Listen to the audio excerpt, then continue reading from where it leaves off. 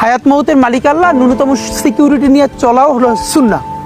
কিন্তু আমাদের লড়াইটা হলো, আমার মা স্বাভাবিকভাবেই কান্নাকাটি করেন, আমার পরিবার সবাই। তো আমি আমার মাকে বলেছি যে দেখো, মানে আমরা যে লড়াই নেমেছি, আমার একটা মনে হয় কি কোনো রাজনীতিবিদের না বাসায় মৃত্যুটা হইতে পারে না, এটা কোনো ভালো মৃত্যু না।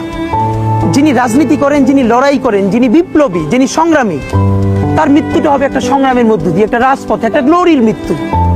আমি তো ভীষণভাবে প্রত্যাশা করি, আমি ছোটবেলা থেকে এই স্বপ্নটা দেখি, অনেক জায়গায় বলেছি, একটা তুমুল মিছিল হচ্ছে অন্যায়ের বিরুদ্ধে, সেই মিছিলের সামনে আমি আছি, কোনো একটা বুলেট এসে আমার বুকটা হয়তো বিদ্ধ করে দিয়েছে, এবং সেই মিছিলে আমি হাসতে হাসতে আমি শহীদ হয়ে গেছি।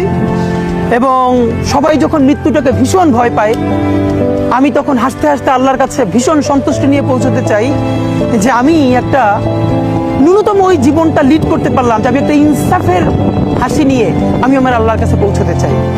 সুতরাং আগামী 50 বছর বাঁচলাম, কোনো ইম্প্যাক্ট তৈরি হলো না আমার দিয়ে, দেশের জন্য, রাষ্ট্রের জন্য, উম্মার জন্য, জাতির জন্য। কিন্তু আমি ধরেন 5 বছর বাঁচলাম, সেটার মধ্য দিয়ে যদি আগামী 50 বছরের ইম্প্যাক্ট তৈরি হয়, তাহলে অনেকদিন বেঁচে থাকায় কি সাফল্যের বলেন? শহীদ প্রেসিডেন্ট জিয়াউর রহমান কয়টা দিন বেঁচেছেন, কিন্তু ভাবেন আজকে পর্যন্ত উনি আমার অনুপ্রেরণা। হাঁটতে হাঁটতে আমার পা ফুলে যায়, আমি, আমার টিম, সেদিনকে ব্যাগের মধ্যে জুতো নিয়ে তারপরে একটা শপিং মলে ঘুরছিলাম, মানে পা ফুলে গেছে, পা জুতোয় ঢুকাতে পারছিলাম না। তো জিয়াউর রহমানের একটা ওনার গল্প মনে পড়ছিল, যিনি মাইলকে মাইল যখন হাঁটতেন, ওনার সাথে স্টাফদের পা ফুলে যেত, কিন্তু ওনার তো আর্মি ট্রেনিং আছে।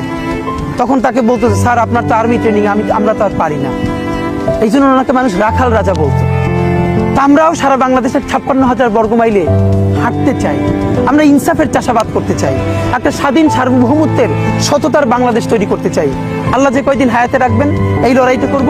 যেদিন নিয়ে যাবেন, আমি স্বপ্ন দেখে যেতে চাই, আমি আমাদের এমন টিম, আমি আমার সন্তানকে রেখে যেতে চাই, আমার মৃত্যুর পরে যেন এই লড়াই বন্ধ না হয়, এই লড়াই যেন বাংলাদেশে কিয়ামত পর্যন্ত জারি।